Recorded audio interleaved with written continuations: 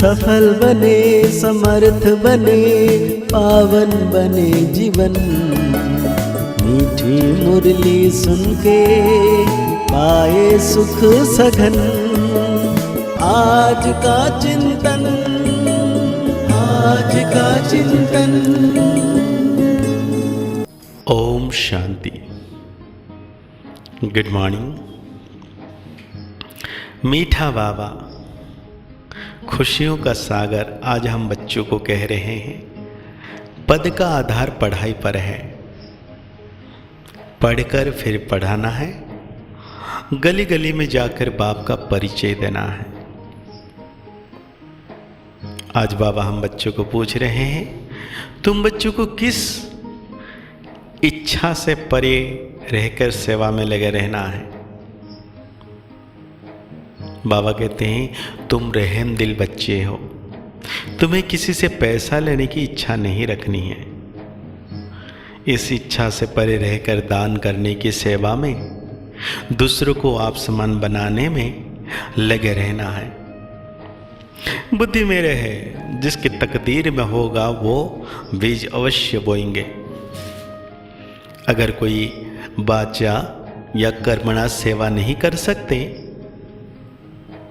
तो धन से भी सहयोगी बनते हैं।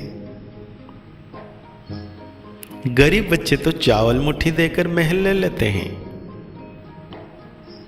आज बाबा ने बहुत प्यारा सा गीत याद किए हैं। प्रीतम आन मिलो, प्रीतम आन मिलो, दुखिया जिया मेरा घबराए, प्रीतम आन मिलो, प्रीतम आन मिलो, प्रीतम आन मिलो। बाबा कहते हैं प्रीतमाओं के लिए एक ही पुकार काफी है। अब यह किसने पुकारा और किसको, ये तो सिर्फ तुम बच्चे जानते हो, क्योंकि तुमने बाप द्वारा बाप को जाना है। फादर सच सन, फिर सन सच फादर, ऐसा कायदा है। बाबा कहते हैं गीत तो श्री कृष्ण के लिए गाया हुआ है, सबकी श्री कृष्ण के साथ प्रीत तो है ही। श्री कृष्ण के भक्त समझते हैं श्री कृष्ण ने राजयोग सिखाया था। वास्तव में प्रीतम सबका एक ही है, सर्व पतितों को पावन बनाने वाला एक ही है। निराकार को ही याद करते हैं, परंतु परमपिता परमात्मा को फिर यथार्थ रीति जानते नहीं। निराकार का यथार्थ अर्थ क्या है सो जानते नहीं। बाप ने समझाया है वास्तव में एक ही राम है प्रभु, है ईश्वर और गॉड, एक को पुकारते हैं। कोई जिस्मानी मनुष्य या देवता को नहीं पुकारते। बुद्धि निराकार की तरफ चली जाती है।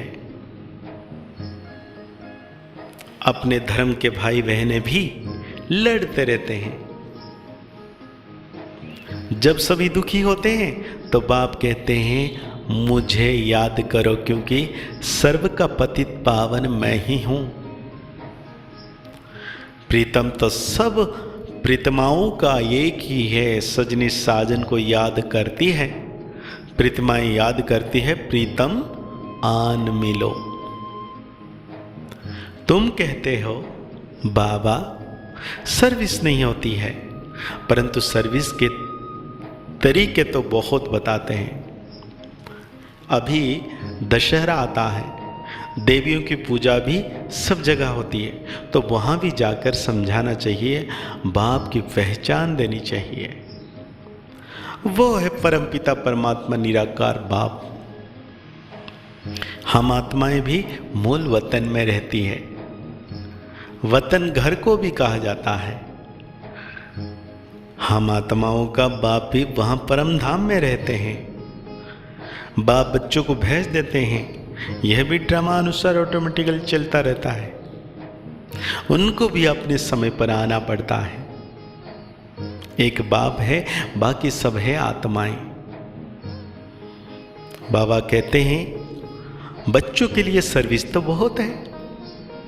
अभी दशहरा आता है, उस पर समझाना चाहिए कि रावण को क्यों जलाते हैं, रावण का राज्य कब से कब तक चला, फिर विष्णु का राज्य कितना समय चला। यह है ब्रह्मा का दिन, यह है ब्रह्मा की रात। गवर्नमेंट को जाकर समझाना चाहिए बराबर। अब रावण राज्य है ना, वो है विष्णु संप्रदाय अथवा देवी संप्रदाय, यह है आसुरी संप्रदाय। बड़ों बड़ों को जाकर समझाना चाहिए, चित्र ले जाना चाहिए, कोशिश करनी चाहिए ऐसा बाण मारे जो नाम वाला हो जाए। बनारस में बहुत बड़े बड़े टाइटल मिलते हैं सरस्वती आदि के। अब सरस्वती तो है जगदम्बा। भारतवासी सब जगदम्बा को मानेंगे, जगत को रचने वाली तो जरूर पिता भी होगा। जगत पिता ब्रह्मा और जगदम्बा सरस्वती कहते हैं ना। सरस्वती भी है, ब्रह्मा की बच्ची है, ब्रह्मा की मुख वंशावली। ब्रह्मा को फिर रचने वाला कौन गाया जाता है? शिव परमात्मा है नमः। बाबा कहते हैं 7 रोज की मुरली भी अगर किसी के पास जाए, वो बैठ पढ़े तो कितनी खुशी मिल जाए।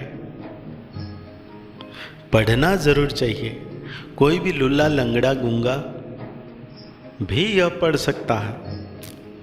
कैसे भी बुखार में, बीमारी में भी मुरली पढ़नी चाहिए और जरूर पढ़नी चाहिए।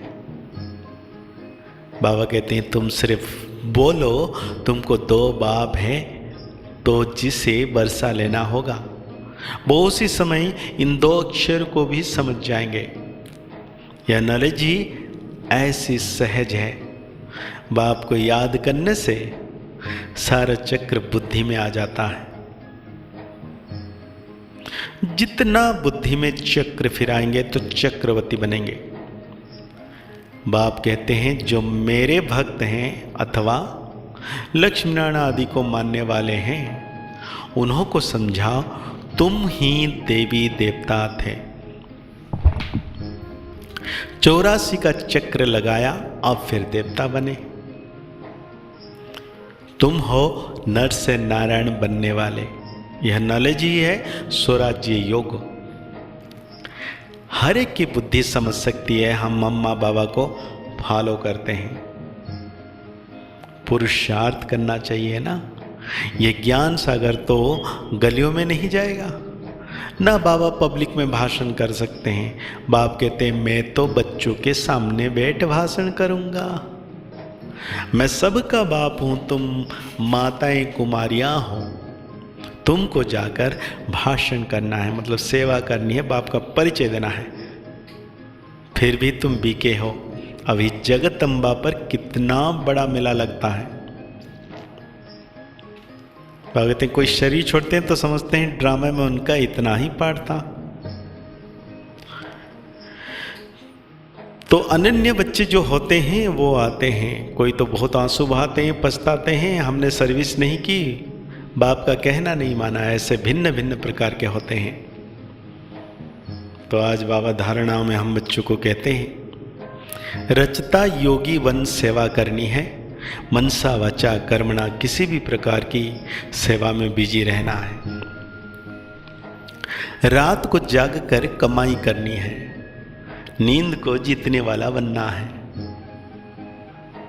मुरली किसी भी परिस्थिति में जरूर पढ़नी है। आज बाबा हम बच्चों को वरदान दे रहे हैं अल्पकाल के संस्कारों को अनादि संस्कारों से परिवर्तन करने वाले महादानी वरदानी भव। अल्पकाल के संस्कार जो ना चाहते हुए भी बोल और कर्म कराते रहते हैं, इसीलिए कहते हो मेरा भाव नहीं था, मेरा लक्ष्य नहीं था, लेकिन हो गया। कोई कहते हैं हमने क्रोध नहीं किया, लेकिन मेरे बोलने के संस्कार ही ऐसे हैं। तो यह अल्पकाल के संस्कार भी मजबूर बना देते हैं अब इन संस्कारों को अनादि संस्कारों में परिवर्तन करो। आत्मा के अनादि ओरिजिनल संस्कार है सदा संपन्न, सदा वरदानी और महादानी। तो आज बाबा हम बच्चों को स्लोगन दे रहे हैं, परिस्थिति रूपी पहाड़ को उड़ती कला के पुरुषार्थ द्वारा पार कर लेना ही उड़ता योगी बनना है। तो आज की मुरली के अनुसार हम सो मान लेंगे, मैं दानी वरदानी महादानी आत्मा हूं। मुरली को और गहरी रीति से चिंतन करते हुए निरंतर सर्वशक्तिवान बाबा की याद में रहना है कि बाबा हमेशा मेरे साथ है। मैं चमकता सितारा, मेरे मस्तक के पर मेरे परम सितारा शिव बाबा सदा साथ हैं। उनकी किरणों से मैं पावन बनता जा रहा हूँ। मुस्कुराते रहिए, आगे बढ़ते रहिए, पुरुषार्थ करते रहिए, खुश रहें, स्वस्थ रहें, मस्त रहें। ओम शांति, ओम शांति, ओम शांति।